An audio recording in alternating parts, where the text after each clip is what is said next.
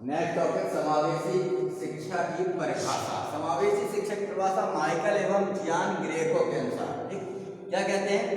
वो कहते हैं कि समावेशी शिक्षा का अभिप्राय क्या है? अभिप्राय मूल्यों, यहाँ पर एक चीज निकल कर आई, मूल्यों, सिद्धांतों, प्रथाओं के समूह से है। ठीक, यहाँ पर ये बात करते हैं कि हमारे जो भी मूल्य हैं, जो भी सिद्धांत हैं, जो भी प्रथाएं हैं, उनको सभी को एक साथ सम्मिलित करने की बात कर रहे हैं, तभी तो समावेशी होगा। एक साथ सभी को जोड़कर, और जो चाहे आगे वो कहते हैं कि जो छात्र चाहे वो सामान्य हो या विशेष, उनको प्रभावकारी शिक्षा देने के पक्ष में। ये कैसे संभव होगा? जब हम एक संपूर्ण कक्षा में सभी प्रकार के बालकों में, हमारे यहाँ लोकतांत्रिक मूल्य हैं, कुछ धार्मिक मूल्य भी हो सकते हैं, कुछ सिद्धांत हैं, कुछ प्रथाएं हैं, ठीक, उन सभी क्षेत्रों से बालक आएंगे। विद्यालय समाज का लघु रूप है, तो बालक कहां से आ रहे हैं? समाज से। समाज में क्या चल रहा है? मूल्य है, सिद्धांत है, प्रथाएं हैं।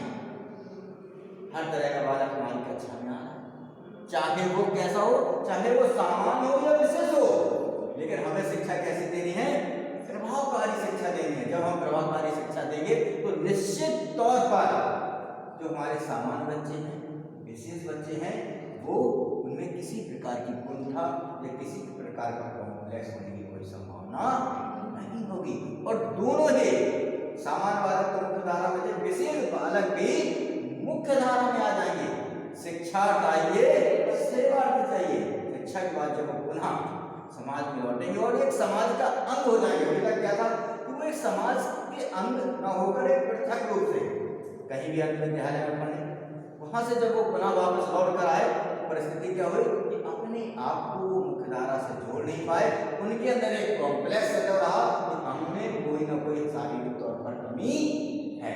ठीक, तो ये चीज ना हो तो माइकल एवं जियान ग्रेको क्या कहते हैं कि समावेशी शिक्षा, जहां पर सभी लोग एक साथ हैं, चाहे वो किसी भी धर्म, विशेष, जाति, प्रथाओं, मूल्यों, सिद्धांतों से संबंधित हो, चाहे वो विशेष हो या सामान्य हो, हम उनको कैसी शिक्षा देंगे?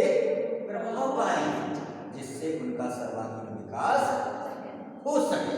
ठीक, ये परिभाषा समझ में आ गई? ठीक है, दूसरी परिभाषा लिख लेंगे, एप्पल एवं डे। एप्पल वाला सेब वाला, एप्पल एवं डे के अनुसार, एप्पल एवं डे के अनुसार, एप्पल एवं डे के अनुसार सामान्य एवं विशिष्ट बालकों की, सामान्य एवं विशिष्ट बालकों की शैक्षिक आवश्यकताओं, कैसे? सामान्य एवं विशिष्ट बालकों की, बालक कैसे हैं? सामान्य एवं विशिष्ट,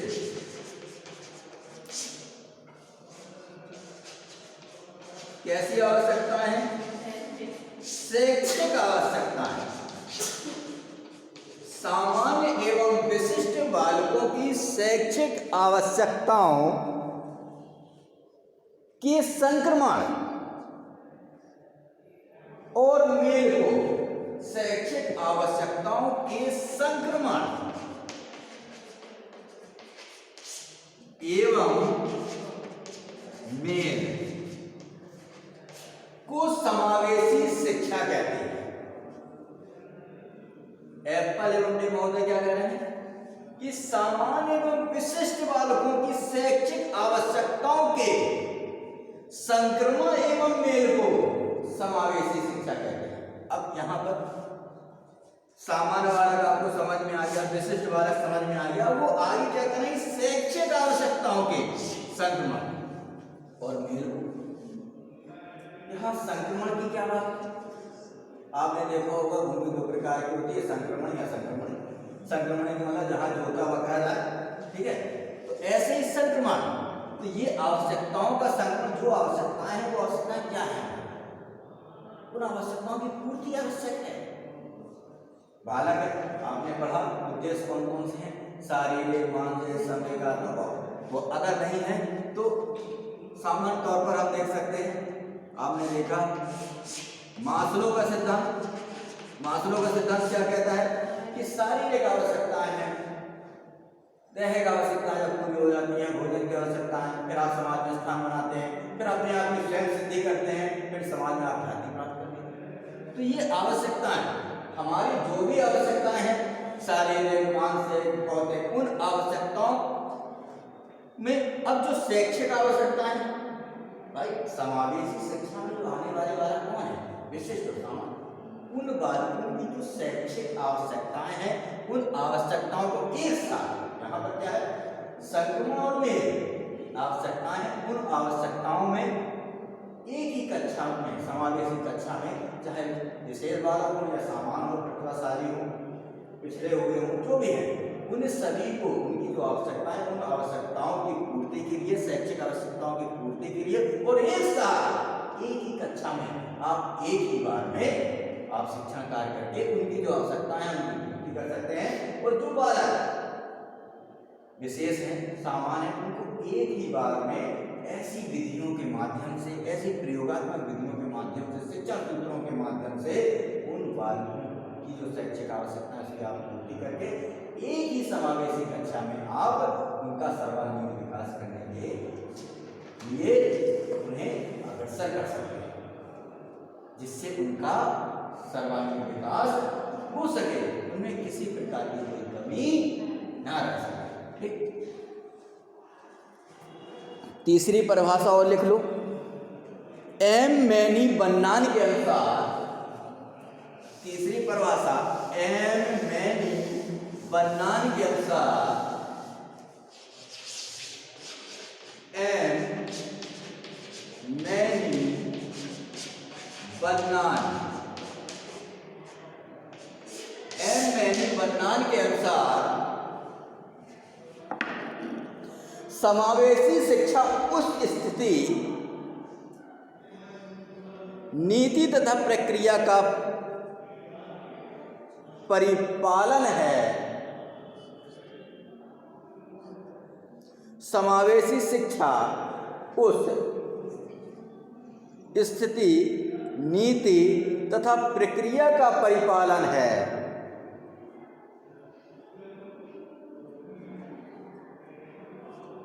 जो छात्रों को सभी कार्यक्रमों में, जो छात्रों को सभी कार्यक्रमों में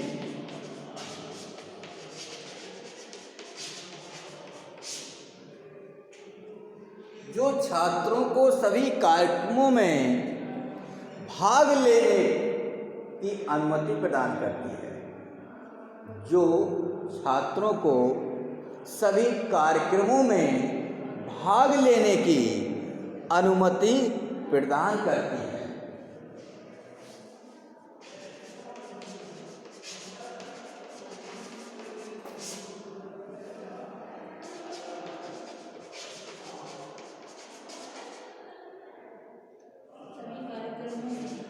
सभी कार्यक्रमों में।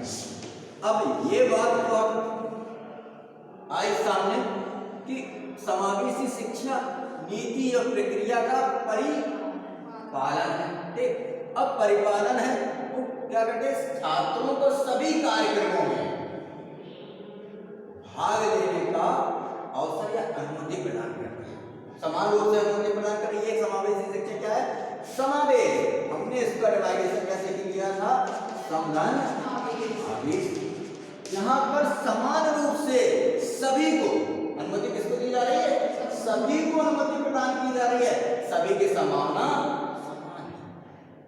ये जो शब्द था, इस शब्द से संबंधित कि नीति प्रक्रिया जो भी परिपालन हो रहा है, एक समावेशी कक्षा का जो भी सिलेबस हो, जो भी शिक्षण विधियां हैं, शिक्षण के जो भी तरीके हैं, बालक के समग्र विकास में जो शिक्षक का योगदान है, उसके लिए ऐसे परिपालन, ऐसी व्यवस्था का निर्माण जिसमें समावेशी शिक्षा यह समावेशी कक्षा का चाहता है और उसमें क्या है, सभी को, सभी छात्रों को जितने भी समावेशी शिक्षा के कार्यक्रम है, सर्वांगीण विकास के या प्रभावकारी शिक्षा के, उनमें भाग लेने का अवसर या अनुमति प्रदान करती है।